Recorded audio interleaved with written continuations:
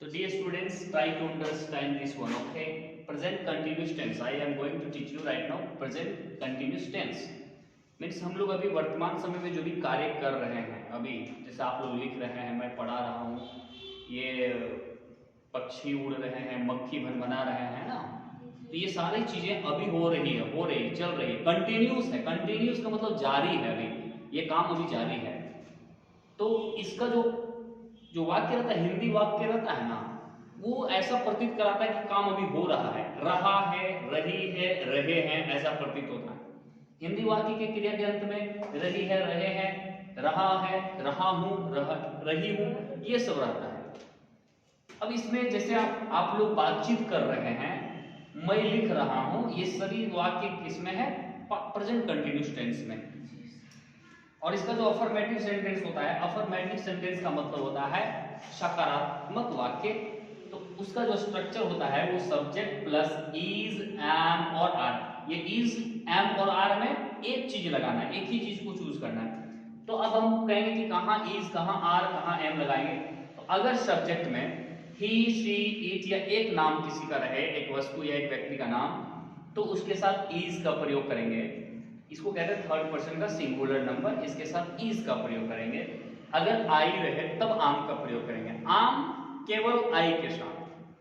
और अदर्स कुछ रहे, जैसे यू, वी, दे या दो तीन लोगों का नाम रहे, जैसे सीता एंड गीता, तो उसके साथ आर का प्रयोग करेंगे। ओके, ये तो यहाँ पर जैसे मैंने दो वाक्य लिखा था, एक आप लोग बातचीत कर रहे हैं, तो आप लोग का अंग्रेजी यू होता है, आप लोग का यू, आपका भी यू, तुम का भी यू और तुम लोगों का भी यू। तो यू और यू के साथ मैंने क्या लिखाया कि आर लगता है, अदर के साथ, इसको छोड़ के।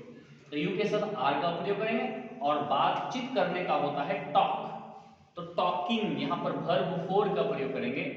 वर्ब फोर मतलब होता है वर्ब वन प्लस आईएनजी, यानी कि कोई भी वर्ब में अगर आईएनजी लगा दे तो वो वर्ब फोर के रूप में आ जाता है, टॉकिंग। तो यू आर टॉकिंग मतलब आप लोग बातचीत कर रहे हैं, या फिर तुम बातचीत कर रहे हो, तुम लोग बातचीत कर रहे हो, या फिर आप बातचीत कर रहे हो। अब दूसरा वाक्य मैंने लिखा था मैं लिख रहा हूं, तो मैं का होता है आई और आई के साथ लगता है आम, तो आई आम राइटिंग, आई आम राइटिंग। तो इसी तरह बच्चों जितने भी सेंटेंस आएंगे इसमें आप इसको आराम से अंग्रेजी में ट्रांसलेट कर सकते हैं विदाउट एनी प्रॉब्लम। ओके, तो इतना को आप कॉपी कीजिए। अभी हम लोग यहाँ पर नेगेटिव सेंटेंस देख लेंगे। नेगेटिव सेंटेंस में होता क्या है कि इसमें नकारात्मक वाक्य, नेगेटिव सेंटेंस मतलब नकारात्मक वाक्य, इसमें नहीं रहता है। नहीं मतलब मैं झूठ नहीं बोल रहा हूँ, मैं झूठ नहीं बोल रहा हूँ। वो तो ये बात, इस सेंटेंस का प्रयोग सब कहते हैं मैं झूठ नहीं बोल रहा हूँ, मैं सच बोल रहा हूँ। तो इसमें क्या करेंगे ना, पहले सब्जेक्ट का प्रयोग करेंगे। तो यहाँ सब्जेक्ट है आई, और आई के साथ इज, एम और आर में क्या लगता है आम, और उसके बाद नोट लगा देंगे, आई आम नोट। और वर्ब फोर, बोलना का वर्ब फोर क्या होता है बच्चों? हाँ, speaking, I am not speaking. और झूठ का होता है लाई, क्या होता है? I am not speaking lie, या आई एम नॉट लाइंग, या I am not telling lie. ये तीनों वाक्य सही होगा। I am not telling lie, I am not speaking lie, या आई एम नॉट लाइंग भी हो सकता है, lying, I am not lying. वह कठिन परिश्रम नहीं कर रहे हैं, तो वह का क्या होता है? यहाँ पे कर रहा है, वह कठिन परिश्रम नहीं कर रहा है। तो ही, और ही के साथ इज लगता है, ही इज नॉट। और कठिन परिश्रम का वर्किंग हार्ड, क्या? ही इज नॉट वर्किंग हार्ड, वह कठिन कार्य नहीं कर रहा है या कठिन परिश्रम नहीं कर रहा है। He is not working hard, या he is not labouring. Okay, labour मतलब भी परिश्रम करना होता है। He is not labouring, he is not working hard, या he is not doing hard, ऐसा भी हो सकता है। वे लोग मुझे नहीं बुला रहे हैं, दे, वे लोग का दे होता है, और दे के साथ आर का प्रयोग होता है, और नॉट लगाएंगे। और बुलाना का कॉल होता है, हाँ, calling me, they are not calling me, वे लोग मुझे नहीं बुला रहे। कभी कोई उधर से बुलाता है, अरे लगो तुम्हें बुला करो, कहते नहीं वो लोग हमको नहीं बुला रहे, मुझे नहीं बुला रहे, तो दे आर नॉट कॉलिंग मी।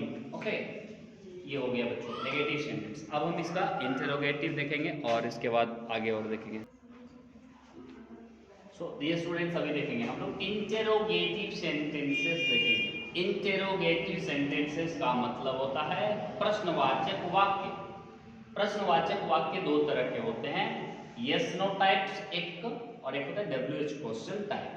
तो यस नो टाइप्स ऐसे क्वेश्चन होते हैं जिनका जवाब या तो हाँ में दिया जा सकता है या फिर नहीं में दिया जा सकता है। ऐसे प्रश्नों को हिंदी में जो वाक्य से पूछते हैं, जिस वाक्य से, उस वाक्य का शुरू में क्या होता है, जैसे क्या आप नहीं समझ रहे हो, क्या वह काम कर रहा है, ये सब शुरू में जो क्या है इसका जवाब या तो हाँ में दे सकते हैं या फिर ना में दे सकते हैं। इसीलिए इसको कहते हैं यस नो टाइप्स क्वेश्चंस। इसका जो स्ट्रक्चर होता है इंग्लिश में, वो शुरू में हेल्पिंग वर्ब्स लगा देते हैं, जैसे इज, एम और आर। यहाँ पर ये तीन चीजें हैं, तीनों में से एक को लगा देंगे शुरू में, उसके बाद सब्जेक्ट लिखेंगे, फिर नॉट अगर है तो नॉट लिखेंगे, फिर वर्ब फॉर और फिर ऑब्जेक्ट, और अंत में क्वेश्चन मार्क देना जरूरी है। जैसे यहाँ पर क्या आप नहीं समझ रहे हो, तो यहाँ पर आप है, आपका होता है यू, तो यहाँ पे are you not understanding, are you not understanding. और इसका क्या वह काम कर रहा है, तो वह है तो इज लगेगा, इज ही वर्किंग भी लिख सकते हैं या डूइंग वर्क भी लिख सकते हैं, is he working. Actually working मतलब हो गया काम कर रहा है, इज ही वर्किंग क्या वह काम कर रहा है, या इज ही डूइंग वर्क क्या वह काम कर रहा है, दोनों एक ही होगा।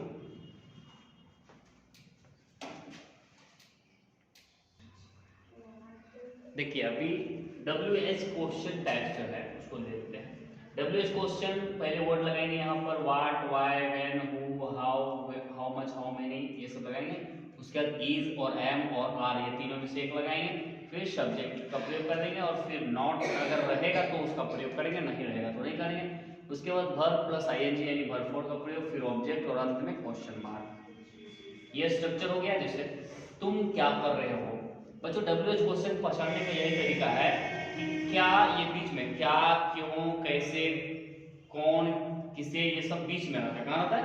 बीच में। तुम क्या कर रहे हो, ये क्वेश्चन बहुत लोग पूछते हैं, फोन में करता है तो सबसे पहले पूछते हैं हाँ की कर रही है कि नहीं, सबसे पहला सवाल यही, हाँ बोले ना की कर रही, की कर रही मतलब तुम क्या कर रहे हो। तो आज के बाद फोन अगर आए या करे तो आप बोलिए कि व्हाट आर यू डूइंग, क्या बोलेंगे, what are you doing, what are you doing. फिर तुम क्यों नहीं समझ रहे हो, तो वह क्यों नहीं समझ रही है, तो why is she not understanding.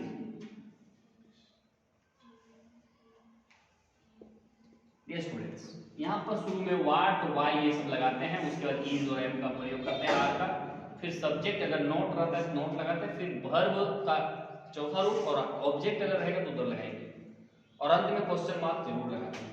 वे लोग क्या खा रहे हैं, तो क्या क्या होता है व्हाट, और वे लोग के साथ आर का प्रयोग होता है, व्हाट आर दे ईटिंग,